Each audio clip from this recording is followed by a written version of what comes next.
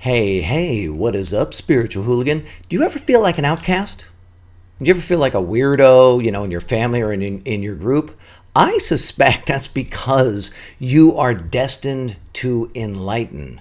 And unfortunately, trying to fit in and trying to be normal will slow down the process and it'll make you unhappy. So I want to today convince you that you are destined to experience real, valid, not watered down, not new agey, but real, actual enlightened states. Peace, flow, the knowing, the recognition that all is well. And then at the end of the video, you know what I'm going to do? I'm going to give you 4 very simple steps to keep you progressing effortlessly. My name is Matthew Ferry, and I'm bringing you your daily enlightenment. It's your moment to pause, to slow down, to get connected to enlightened perspectives. I want to help you to quiet your mind and restore your peace. So the question is, are you destined to enlighten? And I think that the answer is yes. And that means that you're destined to experience a profound state of oneness and peace. Now, the first thing that I want to do is I want to put your mind at ease. So I want you to take this message in and really internalize it. I want you to use this video to reconnect, this audio, to reconnect with the idea that you are on the right track.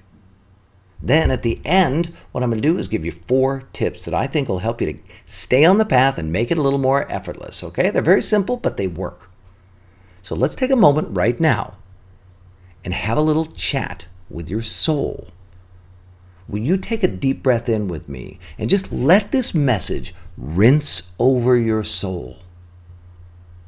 Maintaining enlightened perspectives is a challenge. If you don't embrace it, if you don't embrace that you are someone who is moving towards enlightenment, or you are someone who is experiencing periodic moments of all is well, if you don't embrace it, you'll suffer. And this message is for you, my fellow spiritual hooligan, okay? This is not for everybody else in life. Not everybody else is experiencing what you're doing. Remember, hardly anyone is pulled to experience enlightenment like you are. But you are, so embrace it. Because if you don't embrace it, if you don't just say, you know what, I am a person who is pulled towards enlightenment. If you don't just admit it and own it, you'll start to feel bad. Enlightenment is a perspective. It's a perspective that you have to both achieve and maintain. So it's not a foregone conclusion that you're going to be able to maintain it. You'll achieve it, right? Because it's not a destination. But once you experience it, I promise you nothing else will do. And I suspect that you've glimpsed it before, right? You've had those profound feelings of oneness. And then poof, they're gone again. But that glimpse is an indicator that you are destined to live in enlightened states. You have it in you. You're predisposed to this state. Now, enlightenment is the recognition that the source of life for you is the source of life for everyone and everything, that we are all one thing, expressing itself with infinite variety. At its base state, enlightenment is the knowing that all is well. And that recognition basically creates this overwhelming realization that you are infinite and that therefore survival is irrelevant. And that brings about a tremendous relief and a profound state of peace. You are infinite and therefore survival is not relevant. You're someone who has had some version of that realization. Maybe it's not in those words, but your unique recognition, your unique understanding or feeling of this enlightened state calls you, it pulls you forward. So what do? You know that you are someone who is destined for enlightened states because for some reason you intentionally practice kindness. You work on acceptance. You work on flexibility, openness, lovingness. In fact, one of the biggest obstacles that you face is that it agitates you that other people don't practice kindness and acceptance and flexibility and openness and lovingness, which is completely absurd, because the moment that you resist that, you're not being the very thing that you're called to. But when you practice your enlightened perspectives, you will always be challenged by the status quo. As you practice enlightened states, you discover that survival consciousness is everywhere, and it really irks you. I know this, and that's okay. Survival consciousness irking you is actually an indicator that you are destined for enlightenment. You start to see that survival consciousness is permeating the fabric of reality for everyone. That survival consciousness is programmed into your genes, into my genes, into everybody's genes. That survival is the basis of consciousness. That it's a part of your family structure. It's a part of your work, your friendships, society. They're all based on survival perspectives. In fact, if you're just being honest, if you just look around, every single tool that you use, from the device that you're watching or listening to this on, your car, your house, your phone, literally everything is a survival-based tool. Survival is the basis of reality, yet you are pulled to rise above these survival states and seek a thriving state, an inner quality of peace and flow and joy and happiness. This is an inner optimization that you are drawn to. And that inner optimization is what enlightenment is. A state of knowing that all is well. It's literally the opposite of survival.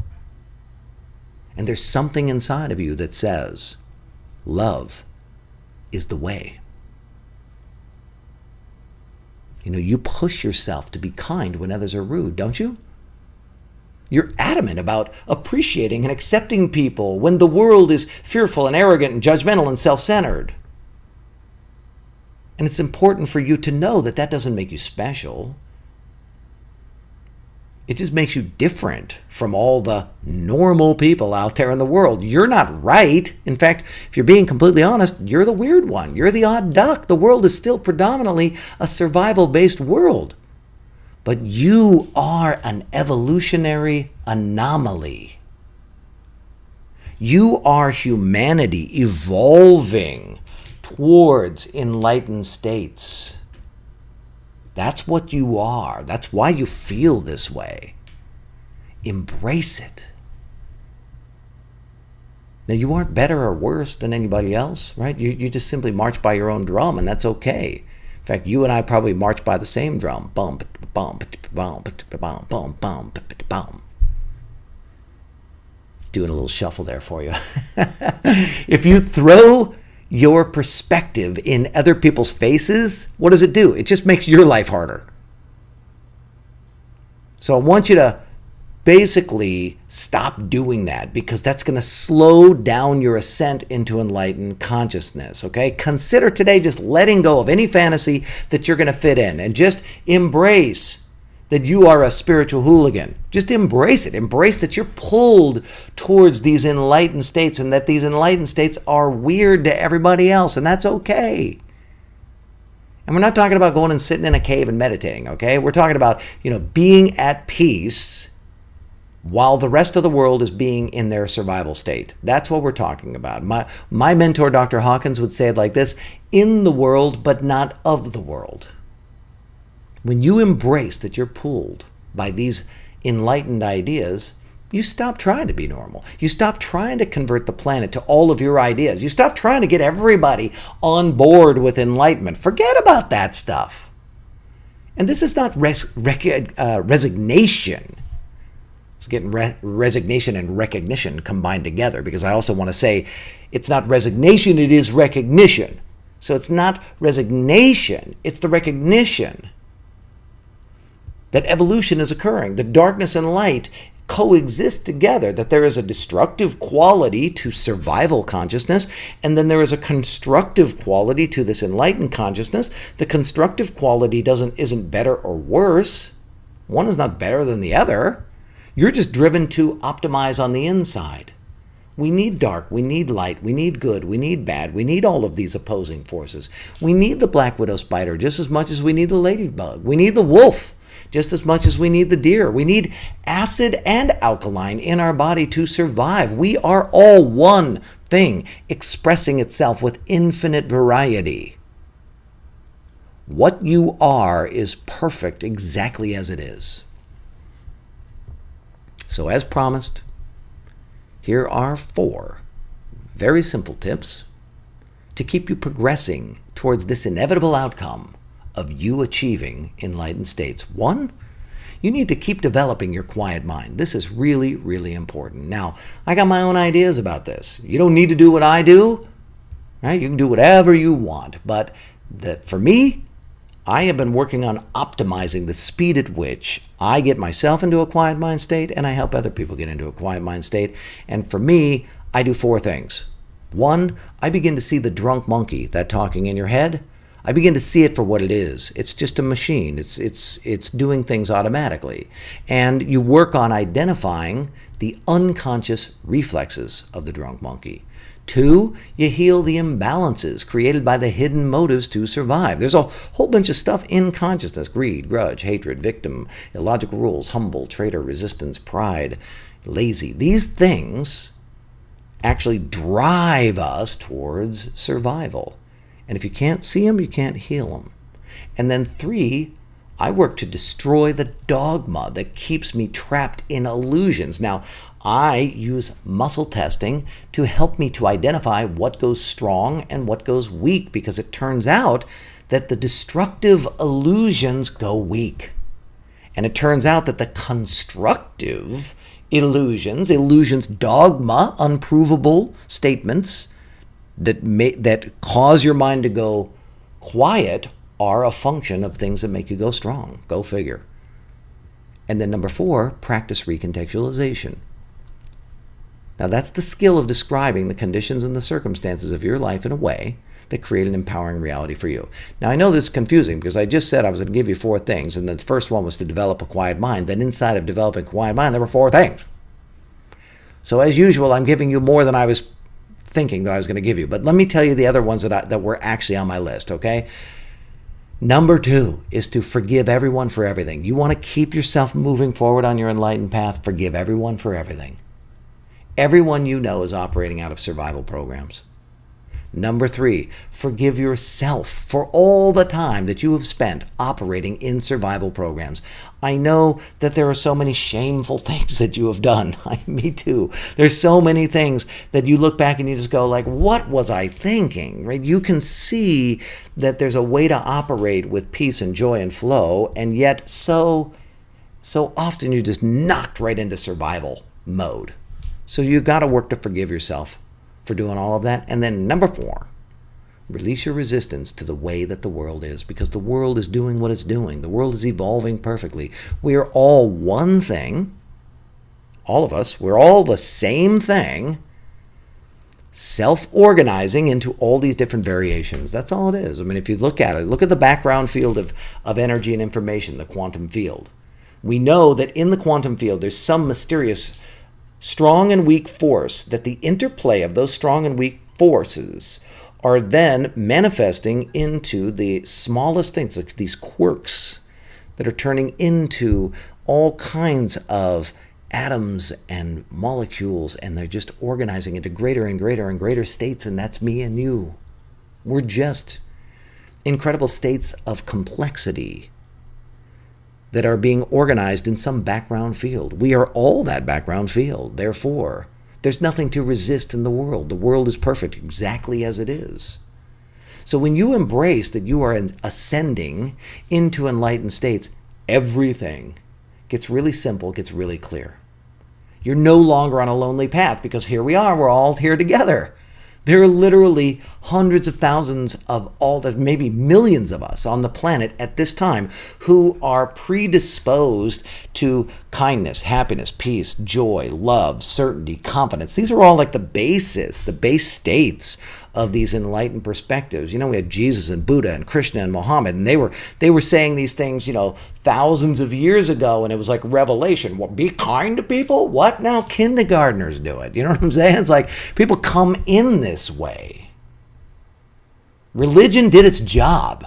It's done. It's complete. Now it's time for us to live it, yo. Come on. So when you find another person who's like you, who's in that kind of fruitcake clan, the spiritual hooligan, who doesn't quite fit in, they want kindness and love and peace and joy, but they're in this world of chaos and survival and all this stuff, hey, put your arm around them. Let them know they're perfect exactly as they are. And that's what I'm doing to you today. I got my arm around you, spiritual hooligan. You are perfect exactly as you are. You are ascending into enlightened states. Incredible peace, incredible joy, incredible flow. Those states are your natural state. And it's not the normal path. So forget about the normal path. Forget about doing it the way everybody else does it. If you do that, you're going to be miserable. Don't do that. Be who you are. Question everything. Follow your own drum. So here's my question to you today. Which one of the 4 things that I talked about are you going to employ? Here's a recap. You're going to work on your quiet mind. You're going to forgive everyone. You're going to forgive yourself, or you're going to release your resistance to the world. Leave me a comment below. I want to hear from you, okay? My name is Matthew Ferry, author of Quiet Mind, Epic Life. Make sure that you like this video. Make sure you share this. Share this message with the other spiritual hooligans out there in the world. Leave me a comment. This is the stuff that tells YouTube, hey, this is a video that other people should watch. So your like, your share, your comment, those things mean a lot to me, but they also mean a lot to the other people out there in the world who end up finding this message, who are like you and me. Now, if you dig the things that I'm saying, subscribe to my channel. Press that little bell button. Let the notifications come until you have a new video, okay? And then finally, if you aren't a part of the Spiritual Hooligan Facebook group, we are having so much fun over there. We would love for you to join us. Go over to Facebook, type in Spiritual Hooligan. Well, I'll just put the link below, okay? I'll put the link below. Click on the link, ask to join, we'll let you in. Thanks again for tuning in to this daily enlightenment.